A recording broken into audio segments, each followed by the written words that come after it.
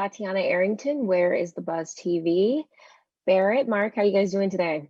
Good. How are you? Doing good, doing good. So Jake and Simon, I got to watch the first 3 episodes, 2 characters, completely different ends of the spectrum. Barrett, what is Jake's deal? Like, what do you think? What do you think he's about? Like, his character. I think that there's obviously a lot kind of stewing under the surface that, as the show goes on, a lot of things are stewing under the surface of every single character. But he specifically is somebody that didn't really have a lot when he was a kid as far as, social status.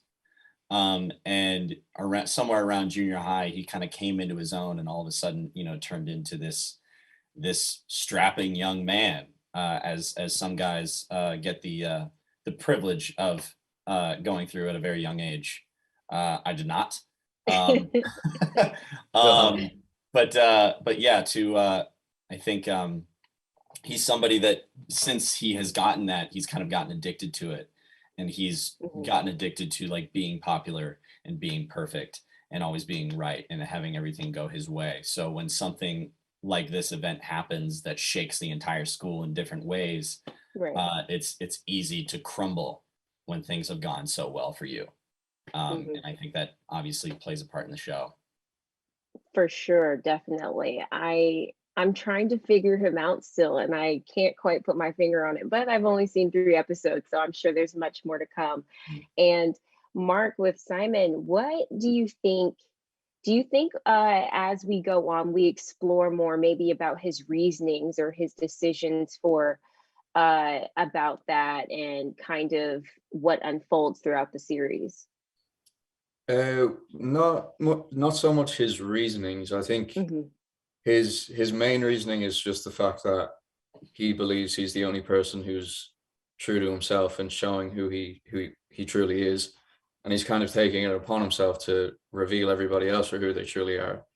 But we do explore later in the season, primarily like the last 3 episodes, we kind of explore Simon more as a person and less like a talking app with legs. Yes. Were you guys like excited or nervous knowing that you were coming into this show that already has such a really big fan base attached to it? What about you, Barrett? Yeah, we've talked about this, about how I think it was important for us to approach this as we would any other job, because I think it's easy for people to understand and kind of get sucked in by the pressure of the world that you're entering into. And this is a pretty popular world. I mean, a lot of people have read this book. I had no idea when I booked the part how big this book actually was. And I found that out pretty quickly. But I think if we were to obsess over it and make sure that we were, doing it right and committing to deliver like the best way possible, which we're doing anyway. But I think having that additional pressure was just going to kind of make us stumble. Right. So really, we just I think we've just always been appreciative of the love from the fans, and I think that's enough to keep us moving forward. For sure. What about you, Mark? Yeah, I never really the pressure of a pre-made fan base never really crossed my mind. I think for me it was also a thing of knowing that we're changing aspects of the story and some of the characters. I thought of it in a way of the book is what the book is, and we're making our show.